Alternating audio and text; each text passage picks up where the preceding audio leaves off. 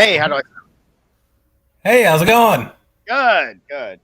Again, trying to get the computer up and running, but we are now live with episode 196 of Odd Musings. As y'all can see, I'm joined by Kevin Meinert today instead of Scott Oh, Kelly, who is off somewhere traipsing around the wilds of Las Vegas. yeah, jealous. Totally jealous right now. That's because he got your favorite meatloaf yesterday. Oh my gosh. Yeah, he sent that picture. I was just like, oh, I'm so hungry right now. I'm sitting there going, I think I still got some money I got to use up. I just want to fly out to Vegas, grab a hash house, and go. Yeah, it is. It is. I crave that. I haven't been able to order anything else there. Eh, Unless I know we're gonna go multiple times in the trip. Like each time it seems Right. like we only got one shot. I gotta get the meatloaf. Gotta Yeah. get the meatloaf. Cool. Well, I got to send out a couple of things here. So tell me how's your week been? I know we're closing in tonight on the uh, end of the Kickstarter. Yeah, Macabre Master issue 2 Kickstarter ends tonight at 7 p.m. So we're gonna hop on and go live at 6:30, so we can cross the line with everybody and celebrate and make that final push. But it's been a great week. Lots of good backers, lots of responses. Added a few things as far as rewards, but a great response. We still have a shot to make it to the third stretch goal, but we reached the second one this week. So I'm super excited about it. It's great support from everybody, and I'm really looking forward to getting the book in everyone's hands. In fact, I was already talking with the printer this week. Files are going to be sent over there. So by the time the Kickstarter's ending, the printer's already going to be working on what they need to do to get the book printed.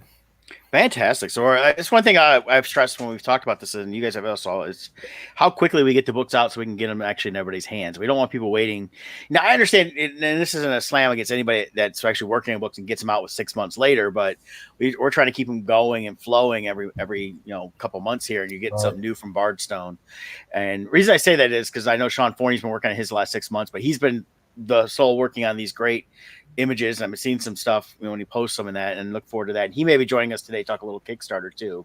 Nice. But I need to pull up a couple things here and try to take care of a little bit of our paid business and that. So, in fact, there's Sean right now. Here, we'll pop Sean up for a minute. Hey, Sean, how's it going? Hey, pretty good. How are you guys? Good. We're running a little bit behind because I couldn't get my computer up and running fast enough. It was just acting up. So, That's it's the usual way it goes, right? yeah. So I was getting ready to do a little ad read here as soon as I can bring that up. But basically, I'm going to share a screen here and talk about Loringer Family Chiropractic Center. That's one of our paid sponsors here today. And then I also got to talk about Scott's Team Titans of Real Estate. So I'm going to pop Sean out for a minute and pop Kevin out, and I'll just take care of this real quick here.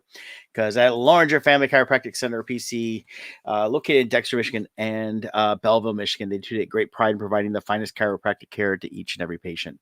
They do offer on-site digital x-rays, massage therapy. They do traction. They have what's called a Megan table and a lot of cool stuff. A lot of stuff I've not really talked about because there's so much stuff they do there.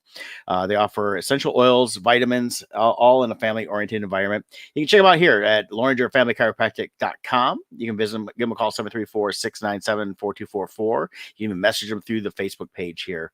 So definitely check them out. As I always talk about, I've been a patient there for several years, and they are a great company to deal with on that. And then we also have, let me pop that out real quick here and go to our Team Titans of Real Estate. Why? Because you matter. That's what Scott always says. And Team Titans of Real Estate is Scott and Jill. And as I said, Scott's out there in Vegas. Jill's tagging along. I'm sure they're checking out the real estate market as well as doing some really cool hiking. But you can definitely find them online at Team Titans of Real Estate. I'm going to share the screen there for them. And let's get their page here. Come on. See, everything's running slow today. But definitely they have a lot of stuff online at Team Titans Real Estate Executives Hometown at Team Titans RE, and they are located on Facebook here. So definitely check them out.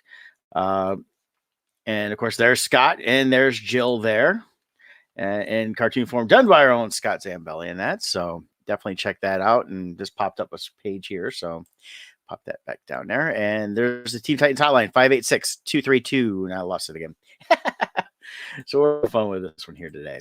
So, but yeah, check out Team Titans of Real Estate. We have links at oddmusings.com for all of our great sponsors. Let's get everybody back in here. Hi. All right. Okay, I keep running slow. Kevin popped out. Hey! There we are. There we go. Yep. So I've got my phone down below me. So if you can hear me, just say so. Yes. Yep.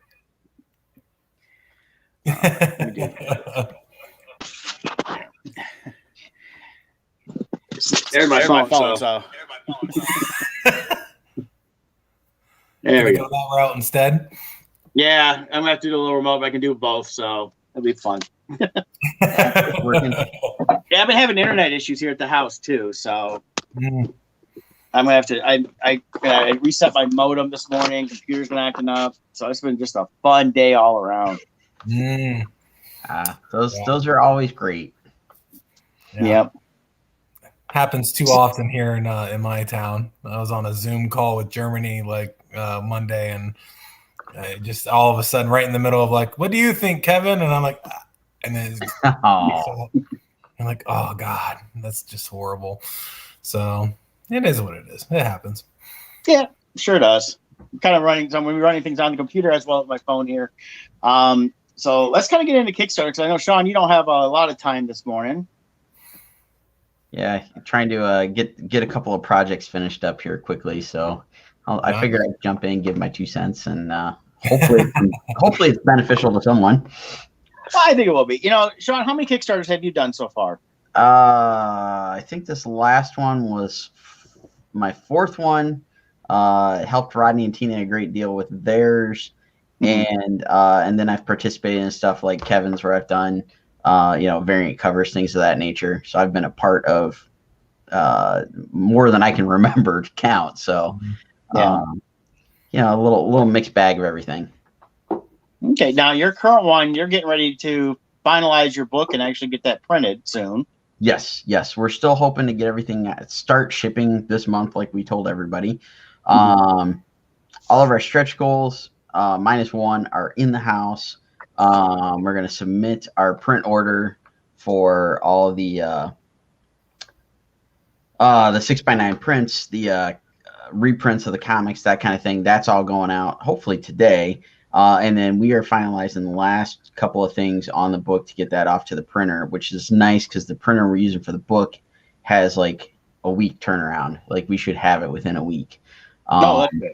Yeah. So we're scrambling that last ditch effort to get everything finalized the way we want.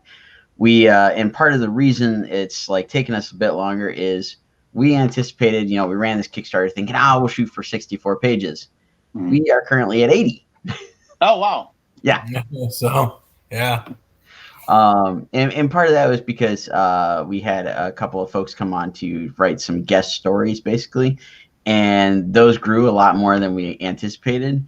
And also, we had so many people contributing artwork that it's okay, we got to find a way to, utilize all these pieces. And so the book just grew and grew. And then the other day it was we were at an odd page count. And it's we got to get it up to 80 in order to make it work. Right. So we did a little finagling, and we hit that 80-page mark now. We got Scott Stambelli's listening in. So, hey, Scott. What is up, Scott? You can see all the fun we've been having trying to get this running again. So, yes, Scott. My computer. It's funny. My computer is all behind everything else, so it's got a big lag going on. So it's got to be something in my internet today. Fun. So, yeah. Scott texted me at 7:00 my time this morning. What the hell are you doing awake? It's only 5:00 then. That's his normal time. That's just, I'm yeah, I guess it is. Yeah. That's true. So, yeah. So, we've been talking about creating comics these last several weeks, Scott and I have, and Kevin joined us during the inking one on that. And of course, as we tell all the listeners now, we're not getting into super details. Definitely, you should go out and research more and just do it, really. But I want to know from you guys, how has Kickstarter changed how you do comics and present comics? No, you go ahead, Sean, first. It's made it more accessible in the respect of I can find ways to afford myself the time to do it, whereas before it was always, well, I'll see when I get to it. And that's why it took for, the first 3 issues, I think it was, it was like 5 years apart for each one at least. Just because, it was printing's expensive, and, taking the time out of working on any other kind of projects, that cuts down on any kind of income. So it's given us that ability to dive in and work on these things, do the things we want, make the books look the way we want, by being able to go full color, where it used to be we can only afford to do black and white, and it's really limited. So it's given us all these different options, and hopefully it's going to afford us the possibility to also bring on some other creative partners. We definitely want to bring on a letterer for the next issue of the book. Hopefully I can get some extra revenue to bring in an inker to help out and keep things to where I can make the project schedule a little bit tighter. So it's given us those options, and just also the access to reach far more fans, collectors, readers, what have you, than we ever would just going and hitting conventions throughout the year. I kind of put it in perspective, like any given con year, like I'd be lucky if I moved maybe, let's say, 100 books. Now with each Kickstarter we run, we've been averaging at least like physical copies of the book, actual, something we're printing that's tangible, can get in somebody's hand. It's been probably close to 300 books that we're getting out to folks. So it's just stuff that I wouldn't ordinarily be able to do. Like, doesn't matter how many cons I hit, there's only so many people I can get my stuff in front of. And, how many of those folks are repeat that I would see at this con or that con.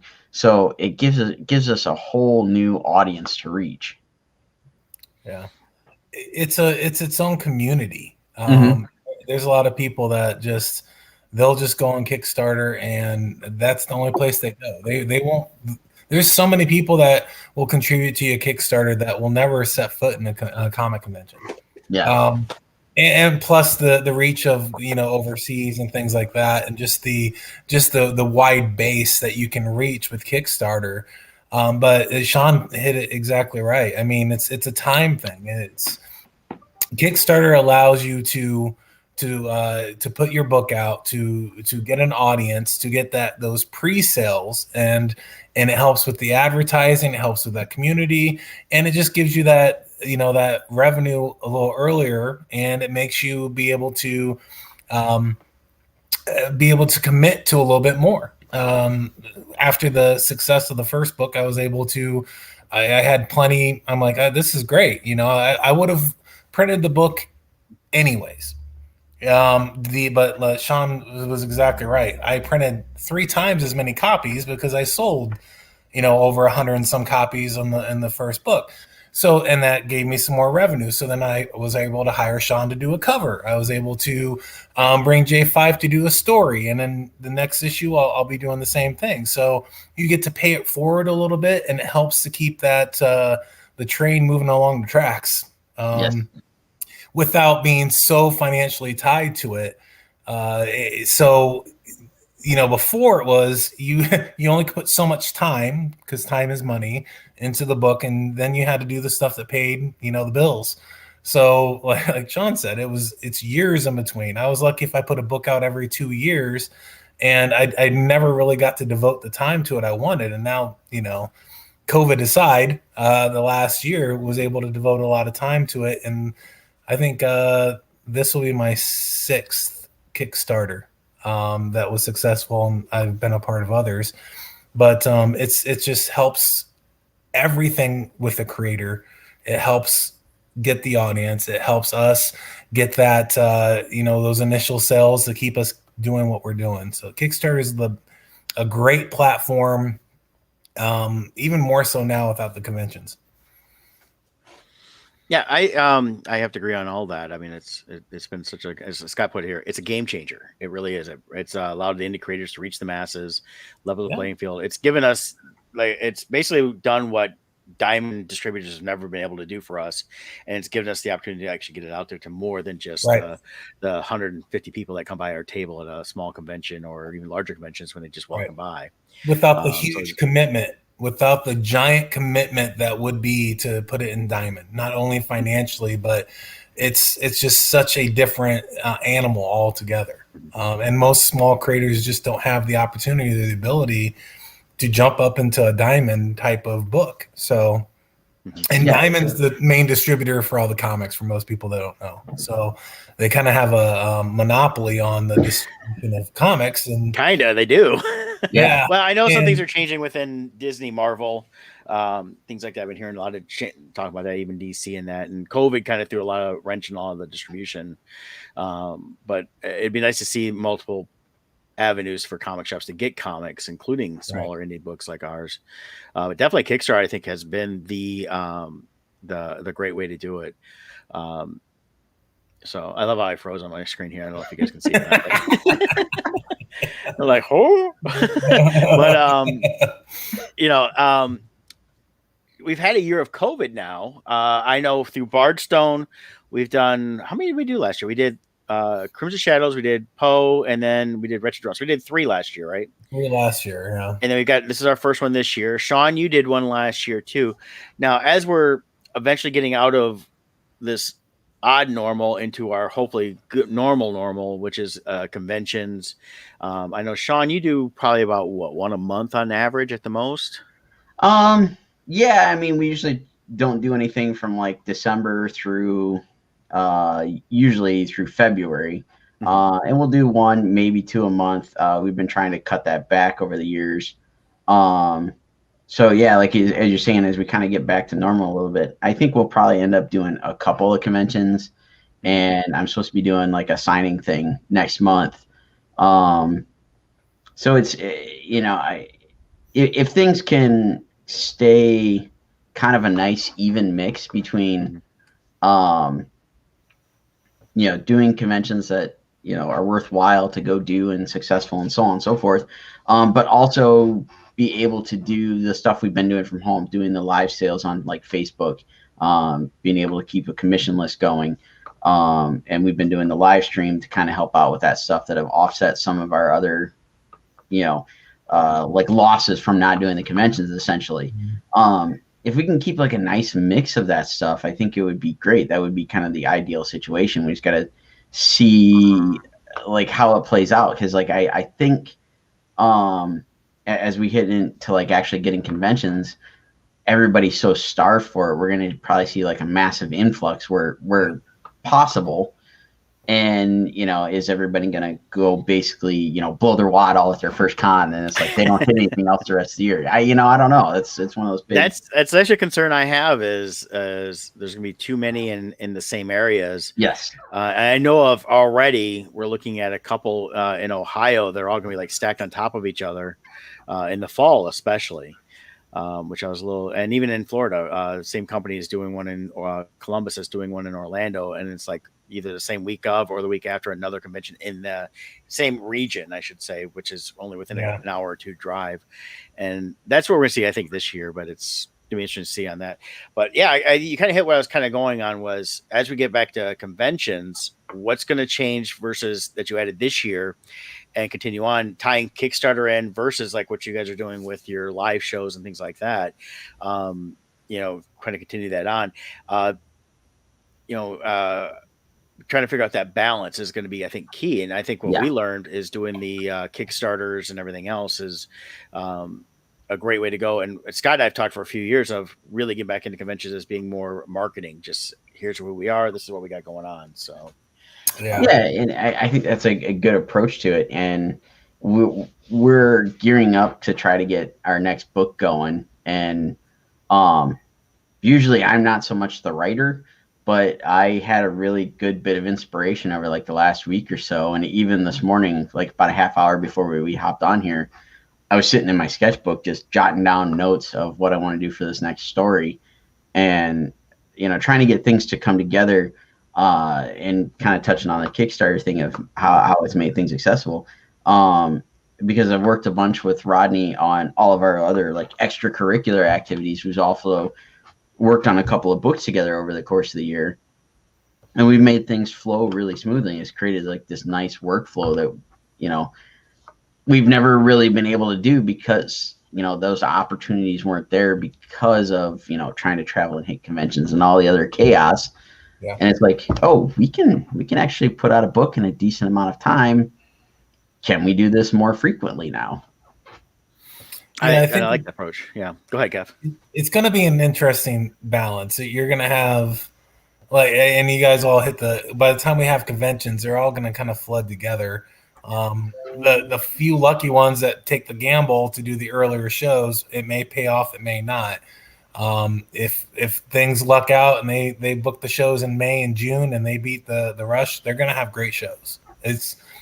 People are hungry to go out to shows. And then without what else is going on with the economy and the government, what's about to happen should promote and give, some revenue to people that didn't have it before, that's going to have an effect.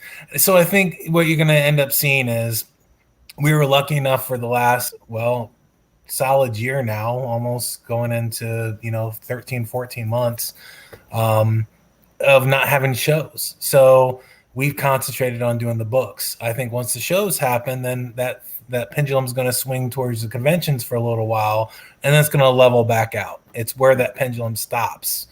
And we control that. So where before it was 90% conventions, 10% books, at least for me, and Scott and Brett, we've talked about this, it's at most going to be 50-50, if not 60-40, and 60% of it being, concentrating on our books and 40% of it going to conventions, selling things, and promoting the books. Mm-hmm. So we're, I don't know. I even with my day job and all of my travel, I still probably average 12 to 15 conventions a year. I imagine, when things go back to normal, we can't call this year normal. I'd say that's probably going to go down to around 8 to 10. I mean, it still sounds like a lot, but that's very doable. And then you can work in the books and everything else. What we sell at the shows isn't going to be the same. It's not going to be as much of the fan art. It's going to be more of our stuff, and it's going to be interesting to see how that takes precedent over what we've sold in the past. But I believe the fans are going to have a little bit of a different taste. I think it's going to be a different crowd. I think it's going to be a different customer base, and I think it's going to swing the pendulum as far as conventions more towards what we're used to for conventions. There's going to be less celebrities because they're not going to be as willing to go out. And all these celebrities are going to be catching up on all their shows and stuff, so they're not going to be able to do shows. The filming schedule is going to prevent them from doing a lot of conventions that they normally did. So I think it's going to swing the pendulum back to where, some of these Comic Cons that are going to happen aren't going to have the celebrities and everything else. So yeah, the attendance might be half, but it's the same half of the people that ever came to our booth anyways. Mm-hmm. The other half of the people probably never walked around in that area or just looky-loos, So I think this is a good scenario for us, and it will help, the business of comics and indie creators like us. Yeah, and to kind of add on what you just said there, Kevin, like those folks that are going to show up that are going to want to actually, traverse, let's say artist alleys, indie creators, things like that. I wouldn't be surprised if we saw a little bit of growth in that in just a sense over the course of the year of doing like the live stream stuff.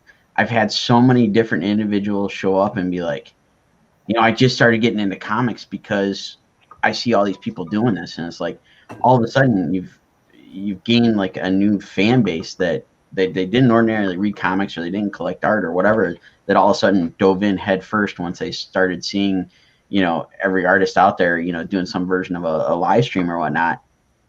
And I think some of those folks are now very intrigued by like, okay, I want to hit a convention. I want to go, meet these people and all that kind of stuff.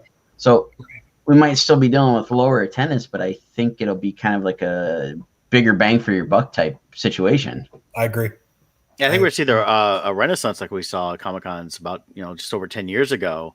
We're doing conventions, and a big convention that was like 15 to 20,000 people, and then they exploded in numbers. We may Right. not see the full numbers, but I think we're going to see a lot more of the serious people coming out that Right. a lot of them that weren't into comics, like you said, they're going to be coming out because they're very serious about, I got to check this thing out. What is this going on? And Right. I think we're going to see a new renaissance in Artist Alley, and hopefully even some of these shows that would try to diminish Artist Alley start embracing this new thing we've had this last year, which is a lot more creators coming out, a lot more people creating new material. Right. And I've never had anything against fan art, but it's been nice to get back doing just books again, and not worrying about do I have to draw a new Batman piece this year or a new Deadpool or whatever, Right. just to try to make it at a convention and kind of trend the books and that. And it's going to be interesting to see these people that haven't been longtime comic fans or haven't really read a comic book since they were kids, coming back into this again and finding like the creative stuff, going like to Sean's table and finding all the stuff you've created, like a Scarlet Huntress and the other things you've worked on. So in fact, you do a lot of cover work, especially for like Murat with his Do You Poo series and all that. You have a lot of different things to offer on that. And these are definitely independent books you can't just walk into any shop or bookstore and buy anymore. And so that's kind of the crowd I'm looking forward to, is those that are definitely hungry for this stuff. And we may even see, I'm wondering how much we're going to see, but we could see a really big independent surge like we saw in the 80s when the Turtles came out and a lot of other stuff popped out on the scene that people had never heard of. Well, I think that's really where the people that are really truly comic fans, like right now, I mean, Kickstarter is really the only game in town. I mean, it really is. But you have a lot of people that are the true comic fans. They scour Kickstarter to find the artists or the oddball stuff that they like, just like they do at a Comic Con. Yep. So and they're open to seeing what's cool and what's new. And I always go back to the same thing. And when Scott and I went over to Paris to do the Comic Con in 2018, it was just so refreshing to see the people were so excited. This is like, we saved up for a year to come to this con. We heard that in French, but we heard that like all the time. And they were lined up. I mean, it was like Comic Cons in 2006, 2007 here. It really reminded us of what people came for, because everybody was up in Artist Alley. Everybody wanted to just see what anybody had. They wanted to flip through your books. It was so refreshing. And in the back of my head, my real hope, my dream is that we get cons like that again here in the States. And maybe we go back to that, and it'll be great for all of us.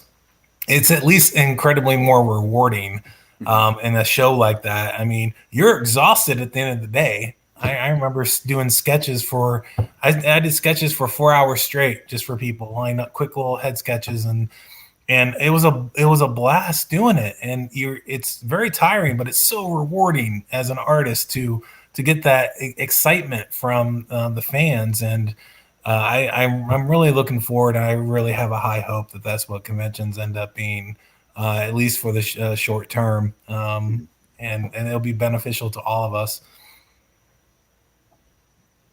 So, okay, so kind of dealing with the conventions a little bit with Kickstarters and all that stuff too. Going kind of forward with the Kickstarter, I know we're going to continue on with that, and Sean, you're going to be continuing. Do you see something else ever taking place at Kickstarter? I know we have Indiegogo, so I kind of want to see, what do you guys feel about having different crowdfunding sources out there as a choice?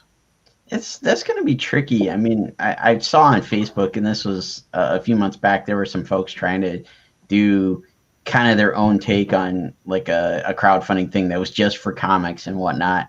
And it, not to be offensive or anything, but it crashed and burned really quick, like matter of like a few days, basically. So I don't know. I don't know if something else like that could come around that would be as successful, because Kickstarter just has that brand recognition. And same thing with Indiegogo. I've not personally used it.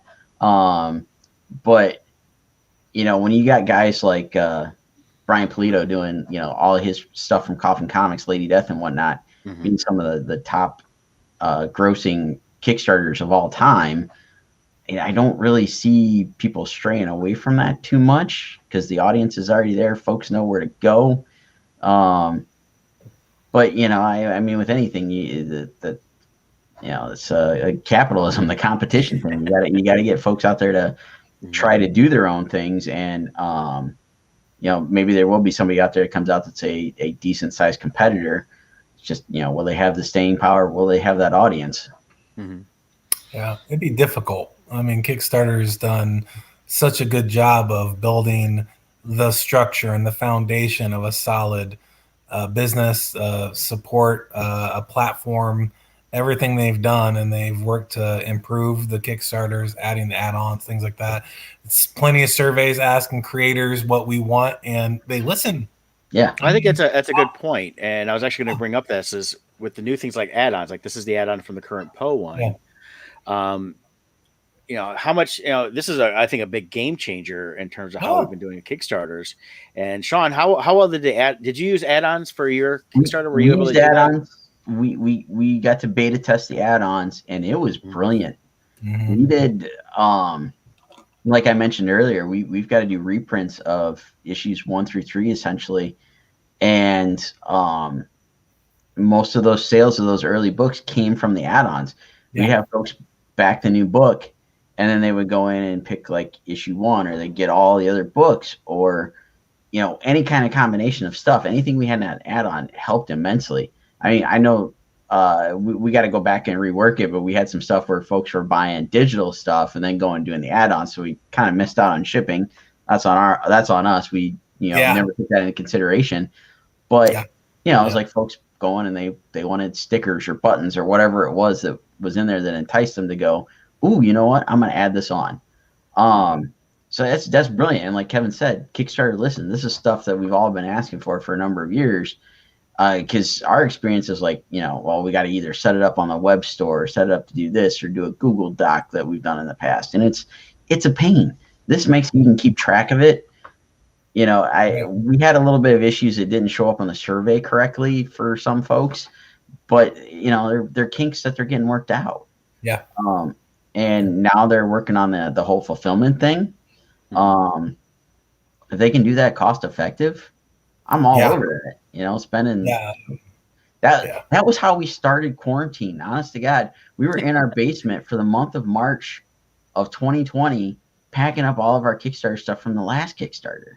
Yeah.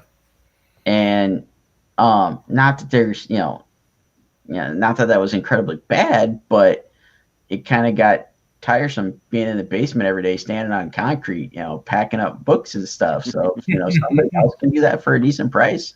Hey, have at it. Yeah. I think the only thing with that would be anything to do with signatures, of course, would have to be shipped separately in that.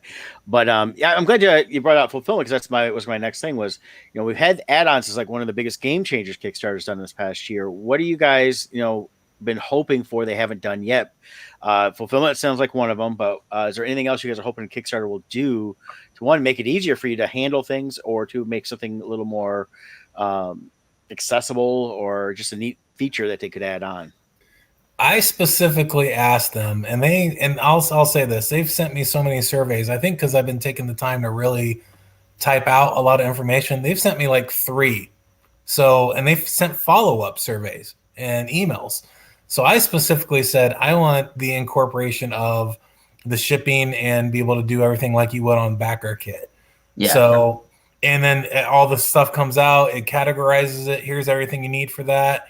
And it takes you a little bit longer, but when you're setting up the rewards and everything, you type in what the weights are, what the sizes are, and everything else. So at the end of it, it kicks out and says, Bob Smith ordered this, this, and this. It weighs 3 pounds. It will fit in this box.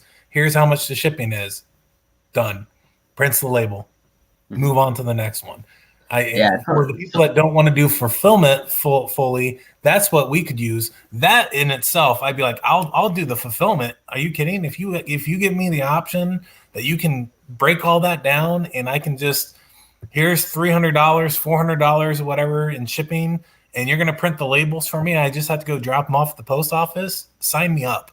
I mean, that's 3/4 of the time right there for me. The boxing and everything else sucks, but if you streamline that part of it, I'll take this.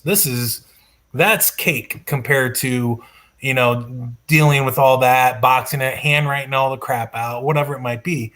So I think that's a great thing until you get to the level like Brian Paluto, or you're selling 1,000, 1,500 books. Then yes, fulfillment. You're going to work that cost into all that stuff. I mean, but for Brian Polito though is an exceptional one in this. He had to actually yeah, done so well with his Kickstarters. He bought a warehouse and had full-time staff that helped do everything. So he walks in, he's doing everything, he's helping out, but he can walk in, they have the books laid out so he can sit there and just sign all the way down a row.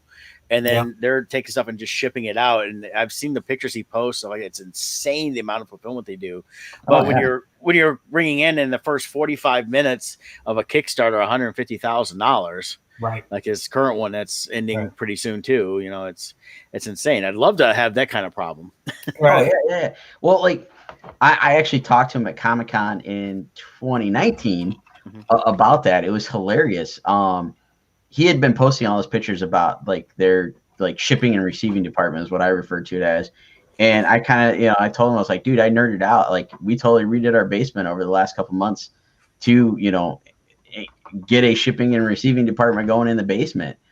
And we had a funny little conversation where we nerded out about that kind of stuff, just like the organization and whatnot. Not the conversation you'd think you'd have at a con, but we had a little bit of fun, and it was kind of one of those things. I went over to talk to him about, hey, I'd love to work with you. He beat me to the punch on that one, so that's where I've got the opportunities to do stuff. And then we just turned it into a nerd conversation of like, so I bought a warehouse and we're doing this, and this is how we ship our stuff. And it's like, okay, I'm gonna pick your brain for a little bit. How can we improve on this? And it helped us on not only like shipping ours, because like Kevin, you brought up like a lot of stuff that we had to do on our own. Steph set up a spreadsheet so we could do a lot of the stuff you described. And we signed up and got a account with SendPro so we could do discounted shipping. And then we discovered the brilliance of, if we get all the packages packed up, we don't even have to go to the post office. Go to the USPS.com website or whatever, and you can schedule a pickup. If they come during your normal mail delivery, they do it for free. And they'll come and pick up boxes. Like that's how we were doing, 50 packages a day, basically. We'd set them outside. Our mail carrier would come grab them. I didn't have to leave the house for any of it. And we printed all the postage here at home, and it was beautiful. And, again, if Kickstarter could work in something where it's like a better estimated shipping thing, so people would know like going into it. Cause that was one of the complaints we got on the last Kickstarter was, somebody in the UK wanted to back the project, but the best we could estimate shipping for what they were getting, it was going to be an extra $30. They're getting a $10 book, but they got to pay $30 in shipping.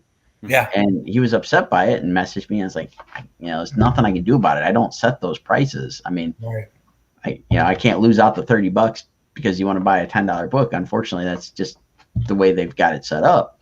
And, if there was some kind of thing so people could I think Amazon's got it where it's, it's a live shipping rate or whatever. You enter your zip code and they go, boom, it's going to cost this much. Yeah. At least round it within $1. It's usually within, you're absolutely right. That'd be wonderful.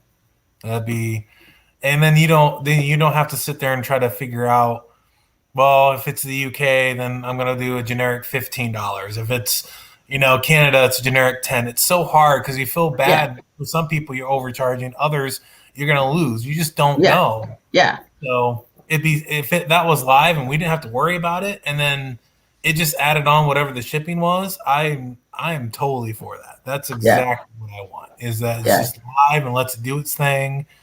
And if they incorporate that, because like I was saying, the majority of Kickstarters when it's coming to comics and books, I know because they do everything else, right? But majority of the books, I'd say 50% of them are our level of Kickstarters, where we're going to be the ones doing everything. Then you have a couple of echelons that they might do a little bit outside, and then you have the people like Brian that just hire a friggin' staff. But the majority of people doing them are on our level, and that's the simplest thing to do it. But like to circle it all back, Kickstarter is listening. So I see something in that vein happening within, I bet you it's before the end of the year, because the add-ons have worked so well. I mean, that would be awesome. Yeah. like keep going on this topic, but like we did our Kickstarter and we shipped everything out. It was just like I said, just Steph and I down in the basement because when this started, it was basically we were locked down. We weren't leaving the house, whatever. Right. And then by the time Rodney and Tina ran there, it's just like, well, let's have a packing party. They came up. I think Saturday morning they drove up. We had the basement already set up, ready to go. We took a bunch of stuff downstairs. We spent a chunk of the day starting to pack stuff, and then Sunday we finished it all up, did all the shipping, slapped the labels on it. And because they were here, we just did everything through our account, put everything out for Monday morning when the mail was going to get delivered. And it's like we did probably 95% of their packages between Saturday and Sunday. Nice. And they were ready to go. They had like a few others that they were waiting on some other stuff to show up that they did later on, but it was nice because like you had four sets of hands going through getting everything ready to go. We just had like an assembly line going. Yeah. And it's like we're kind of thinking of doing that when we get all the stuff ready to do the cryptids book, and then hopefully we can continue that on. But I know not everybody has that luxury of being able to call up a bunch of their buddies. And just from experience, one of the folks I work with doing the spicy pulp comics that I've been working on for the last like year or so. It's basically just Justin. He's the creator of it. He's basically the one doing all the fulfillment and everything on his own because he can't. I think he was able to bribe like one kid into helping him or something like that. But it's basically a one-man show. Right. Pack, ship, done. Yeah. Yeah, it's definitely fun. We for the last book, I just had Brett and Scott came down. We had a little signing party out in my garage office here, and just had a blast and made a weekend of it. We'll probably do the same thing again when this book's finished. And it's fun, but you get work done. I follow you. It's exactly the same scenario. And the one other thing to tag on the add-ons, because I wanted to ask you this. But when you're doing the beta test, was it giving you like the percentages and the printouts of the add-ons and who did what? Yes, it did give us that like the demographics and whatnot. Yeah. So were you at? I mean, I'm at the point where 40%, I think it's like 45% of everybody's done add-ons, and 20% of the money raised has been from the add-ons. Was yours that high? I honestly don't know. I'd have to go back and look at it. Steph's the one that's usually like tracking that stuff. But yeah, I mean, we did have a considerable amount of it. This Kickstarter was like relatively smaller because of the type of book we did and whatnot. But still, like I would say it's probably got to be in that same ballpark because I think like we had like I'll round up and say I think we had like 300 total backers or something like that. But out of that, like 190 or somewhere in that ballpark are actually getting something physically shipped to them. So we had a ton of digital stuff. But out of that, like, let's say 190 or whatever, probably more than half did add-ons. That's great. That's a good number. Yeah. And it's just like that kind of stuff is like, it's just, I don't know. It just makes things such an easier process to get that stuff into people's hands. Again, you're reaching a totally different audience than we would anywhere else. And they'd be like, oh, well, I didn't get all these previous books or, all these other little doodads. Now I can get, the books and add on these little, knickknacks, doodads, whatever. And you didn't have to create tons of different reward levels to have all that available, which I think is really nice. It made that, instead of going through like 50 different options, you've got like, several, 6, 7 of them, but you can have basically a numerous combination of this. So yeah. And that was the big thing. Like Steph was like really adamant, like we're not doing, a ton of different levels of stuff. It's like, here's the bare bones stuff. Everything else is in the add-ons. Yeah. And it worked beautifully. I'll even do more of that on the next one. Because it worked out so well. And I had so many messages like, hey, this book you did. I'm like, I don't even remember that, but yeah. And then like, can you add that on? And I'm like, you want the old Wizard of Oz book I did 10 years ago? Yes. Oh, okay.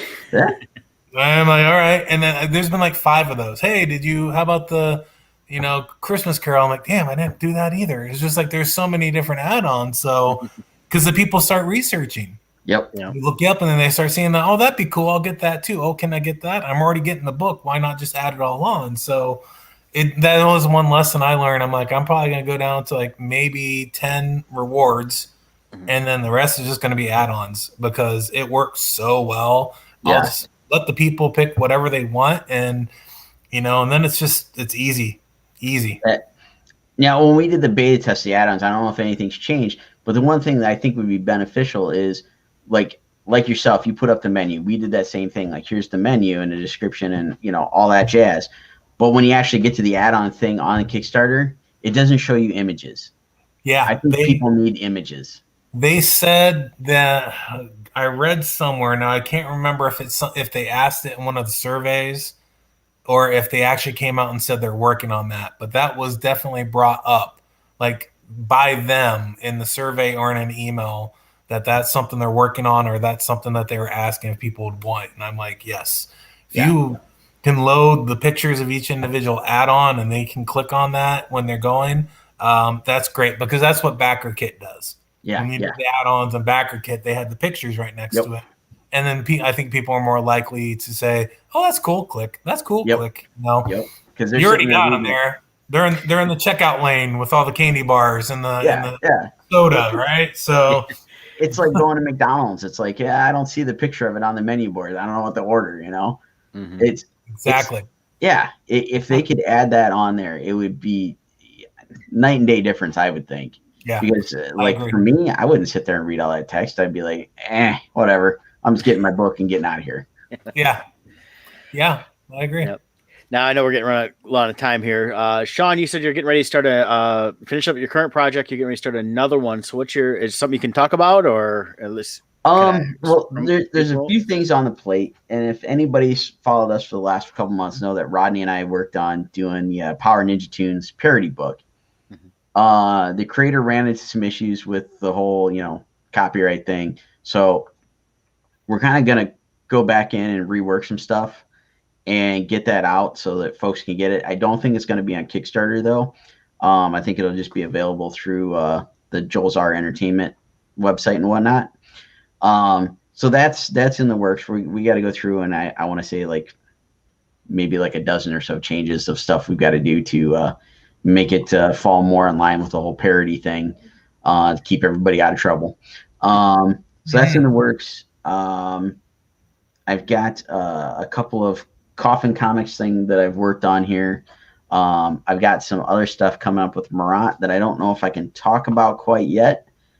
And, outside of all that, and then I've got a pretty good idea what I want to do with the next 1 or 2 Scarlet books, depending on how crazy the story goes. So all that's in the mix somewhere, shape, or form. In addition to going to have a gallery show in August, and I lost it.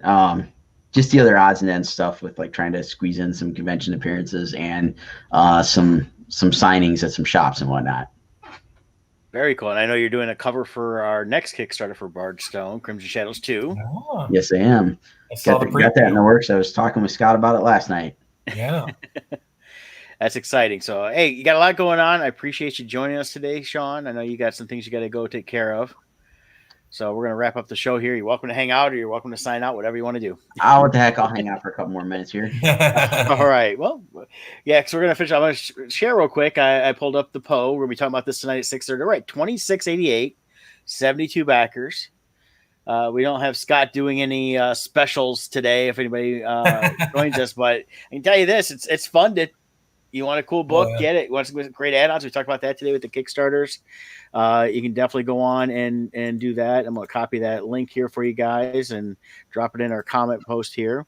And then when Sean gets ready to launch any Kickstarters, he knows he can come on here and promote. So we'll definitely have him on that. And then didn't really get a chance to talk about anything else other than Kickstarter today because it's a pretty big topic. Yeah. And all that. But did you guys finish up WandaVision? Yes. Oh, yeah.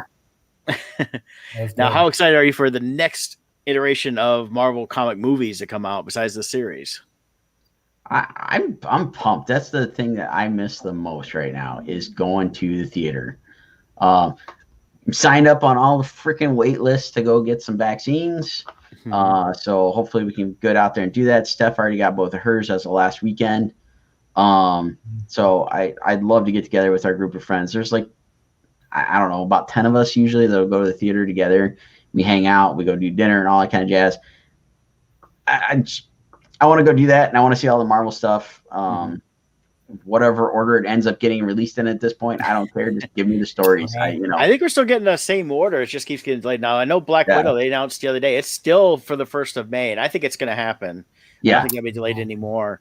But boy, after WandaVision, it's made me more excited to when they get into the Eternals as well as there's Indy. Sorry. That's all right.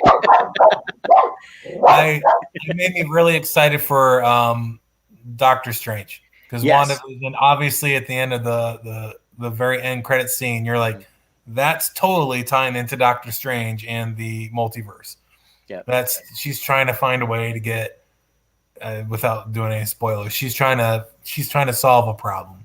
So well, the thing we saw too is we see her outside. You go in, it's really not her. That's just so in case they're watching her, she's actually in there reading the book that she got from Agatha. So she's actually learning the magic that's going to the powers. It's going to allow her to do the dimensional stuff, which I think is, even though they kind of poo-pooed the whole thing with Quicksilver in the series, now saying, it was really nothing.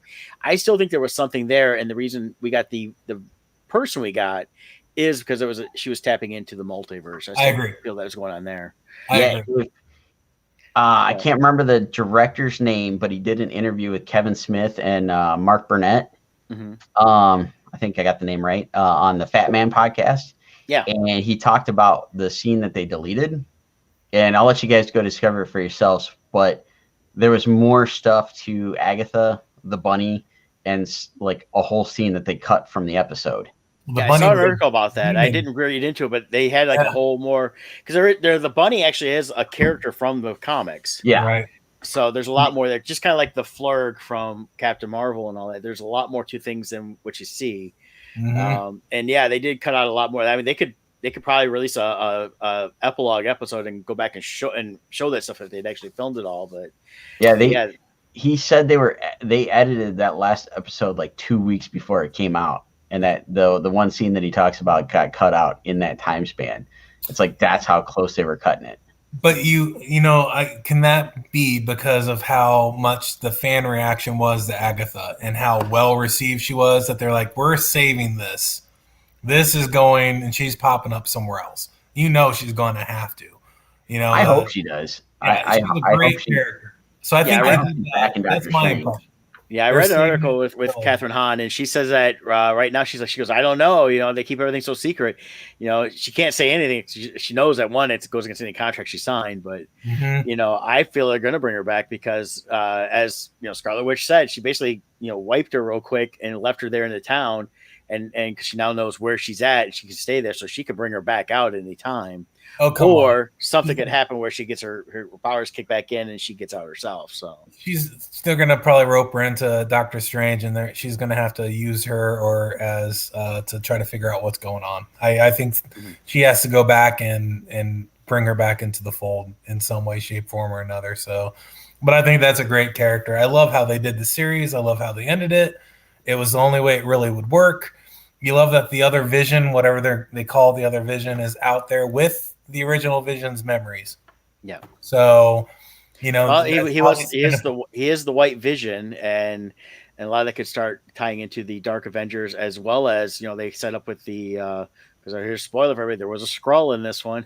Yep. At the end, and they set up Secret Invasion. Yep, they set up Secret Invasion, and because all of WandaVision takes place before Spider-Man: Far From Home. Right. So they've led into that.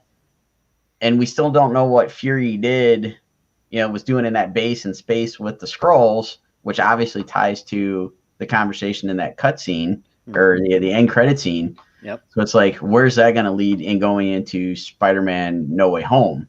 Right. Yeah. Which comes out after. And that comes out. Spider-Man's supposed to come out right after Doctor Strange, so we're going to get a whole lot of that kind of tying together.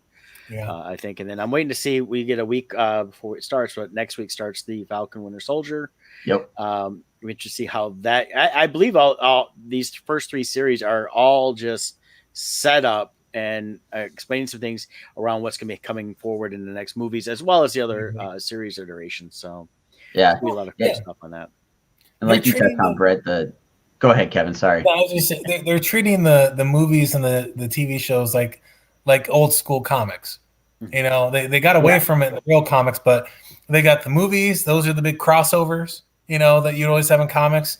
The TV shows are the individual issues that just fill in the gaps. That's what they're doing. And it's like, and if you're a comic fan, you're looking at this like you can just watch the movies and you're going to get the whole story. But if you read the individual issues from each of the, you know, different titles, you get all the good background stuff. And but you don't have to have one without the other. It's genius. It's such a great nod to comics, but also to fans that, you know, if you're the casual fan, just watch the movies. If you're the real fan, you're going to watch all of this and you're going to start tying it all together. And they are meticulous about figuring out these little details that they throw in and that we're going to find, and they will screw with your head. And they know. I mean, they're misleading you. They're putting things in there. The whole Quicksilver thing might have just been someone saying, ha, ha, ha, Boner. Oh, yeah, totally. Yep. I mean, they gave the kid the name Boner, so I mean, it's definitely Come on. It kind of falls into the whole thing of it was just a ruse. So yeah, you know, the little hints of whatever that was during the Halloween one, whether that was Nightmare or Carnage, or there's just the little nods to the whole thing. Even the little the kick-ass remark was great. I love it. Yeah. You know? Yeah, it was in your face, whatever, but it was hilarious. I laughed my ass off when that happened. Yeah, it's so they knock it out of the park. So what they have not made a misstep. You know, the misstep everyone thought they were going to make was the Guardians, and ended up being one of the biggest movies. You know, that's what everyone thought was going to be the misstep. The biggest misstep was probably Thor Dark movie, whatever the hell that was called. Yeah, but even that though, it's kind of they're referencing back to that even more. Yeah. So we're seeing that. I think the only misstep is certain casting of certain superhero heroines in her that don't really care to be there, but like the paycheck. Well, you know, I like that you got the two. You got Miss Marvel or Cat, whatever they're going to call. I love that addition, and I love where they're going with that. My hope is Secret Wars. That's what I keep really hoping for. Is the way they're setting all this up, and I would just absolutely love to see like a two movie, you know, little mini arc, and it's Secret Wars, and then you get everybody, because remember what happened in Secret War? You got some of the old characters that came back because it wasn't just set in our timeline. It was those rumors of Cap coming back, you know, Chris Evans and all them. Yeah. So we could eventually see some of that with a tie-in movie like that. I think it'd be great to see that and go with it. I like that too, just like they did with and people poo-pooed it at first, but it really worked with Infinity War and Endgame, having the two movies. You got two solid movies that you sit and watch one or the other, and even though it was kind of there was like a pause in between, you really, it wasn't such a hard pause that you're going, oh man, I gotta wait a year for this. I mean, we had to wait a year for this. I can't wait, but I still watched, Infinity War like 3 times after it came out before I saw Endgame. And well, when they finally, you get a reveal in, in Infinity War that was a little nuance that put in friggin' Iron Man 10 years ago. Yeah. How the hell? I mean, some of this, they thought out the entire time, but other people are going back and like, we could totally make that work here. They're trying to tie as much of it together and give so much, a background info and so much just joy for the people that enjoy these characters. I like going and looking for the random people in it, like in Iron Man. Tom Morello is one of the guards at the beginning. Oh, yeah. Oh, Rage Against the Machine. I always did. Yeah. Yeah, they've found their ways to like just.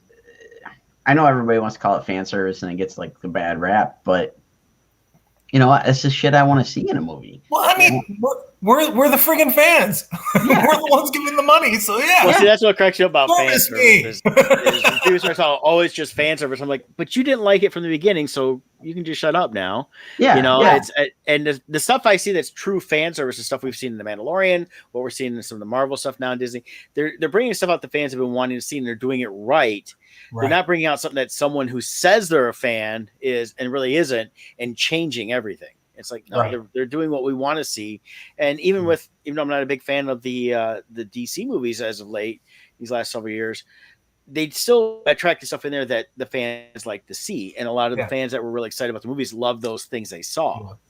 So, you know, it's there's nothing wrong with what I call fan service, because if they really do true fan service, we're going to see the things we already like and not try to change things because a few fans or supposed fans said it had to be changed. Right.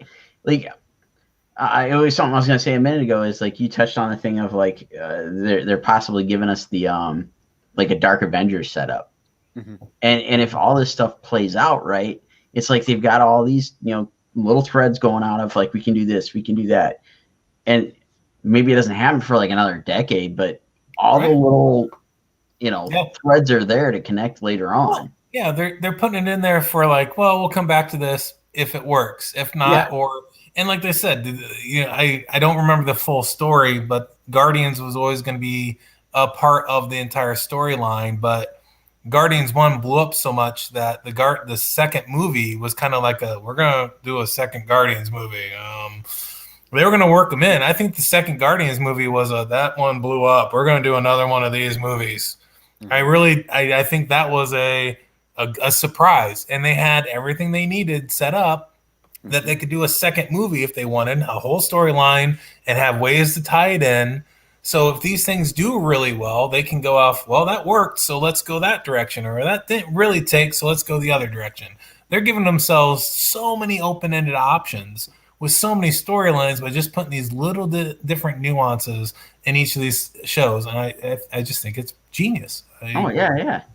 And we haven't even got to see what's going to happen with the next two series, or like where that's going to lead. Like, I really don't see like there being any like direct ties of Falcon and Winter Soldier to WandaVision, but I'm sure it's going to like lead to something else going on. I bet there will be. I'm thinking it's going to be more of a background thing. I think it's going to be the Young Avengers. Yeah, I think personally, I think it's going to play out some different areas, but I could see that. Yep, and that'll be the tie into Hawkeye. Loki's going to like tie into everything. Mm-hmm. Oh, Loki's going to be the basically an entire series of Deadpool 2 end cut. He's just going to go around and screw everything up. It's going to be great. I think they use the word, and everybody's been going after it. Is they use the word Nexus in WandaVision. I think Loki's going to be one of those Nexus points. Mm-hmm. Like, I agree. Time travel, alternate realities, like all this stuff that they can basically do anything. Mm-hmm. And I'm hoping that Loki comes back to life somehow and sticks around for the rest of the MCU some way, shape, or form. Yeah, I think you're gonna. I don't think anyone's ever gonna truly be gone because of flashbacks and all the things that they can do. But the smart thing they're doing is trying to create the new characters or develop the newer characters or transition characters that now into other roles. Yeah. And again, but I mean, they're in such uncharted territory of we've been successful for 10 years, 12 years, whatever it is now. No one's done that. I mean, no one's done that. Even Star Wars couldn't pull that off. I mean, now with the amount of films and everything else,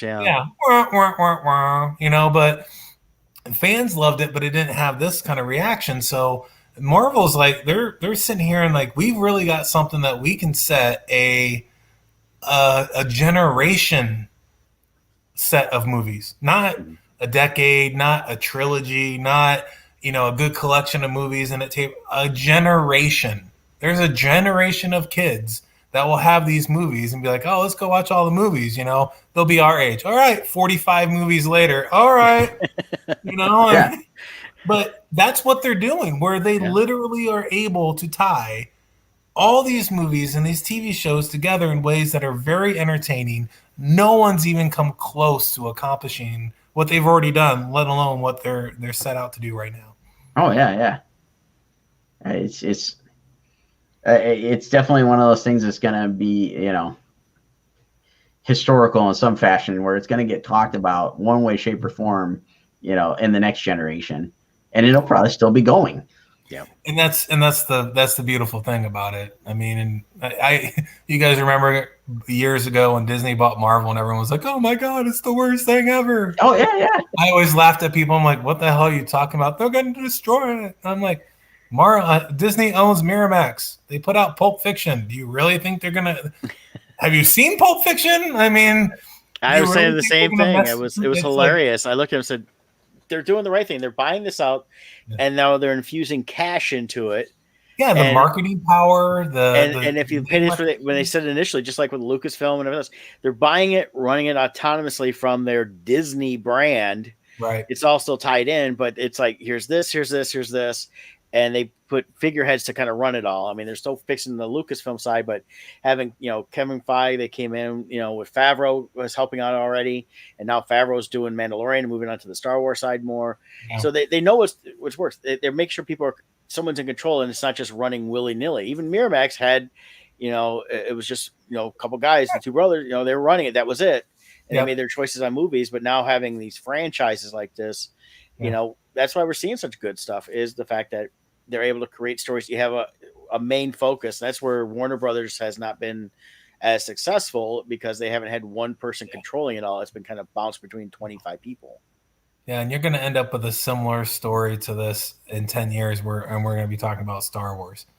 Yep. I mean, they will save the Star Wars franchise as far as the way that the most people see it, not the true fans, obviously. But I think they're doing the same thing. They're going towards the comic realm of it, with, like you said, where these series are going to be all the issues. Yeah. We're going to have the big event crossovers, exactly, as the movies, and it's going to be. I think they're pulling everything from the old Dark Horse and all the legend stuff and making it canon and tying things in. And I think it's going to be fantastic to see how it goes. Look at the excitement that's generated by just they're announcing the TV shows, and that you got the true fans that are really going crazy about it. But anyone that just casually watch The Mandalorian, there's tons of people. I'm like, well, I don't like Star Wars at all, but I really like The Mandalorian. That was fun.